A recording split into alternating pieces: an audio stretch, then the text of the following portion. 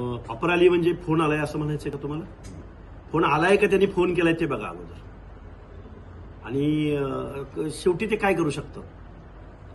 Big boss मध्ये गेले तर मला नाही वाटत की 4-5 तास तिथे टिकतील.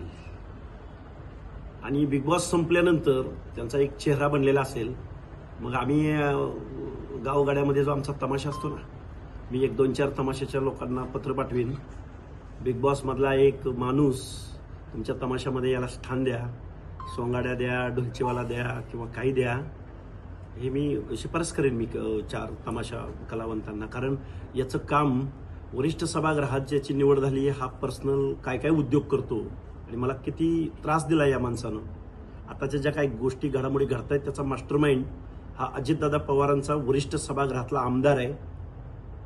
हे दुर्दैवानं खेदानं मला नमूद करावंसं वाटतं. दादा, तुम्ही जर त्यांच्यासोबत घरात असले, दोघं जण एका घरात असले बिग बॉसच्या, तर काय परिस्थिती होईल तिथली? मला नाही वाटत की हा अमोल मिटकरी नावाचा माणूस 4-5 तासाच्या आत त्या 4-5 तास त्या बिग बॉसच्या घरामध्ये टिकू शकेल. तुमच्यासोबत? हा, माझ्यासोबतच सांगतोय.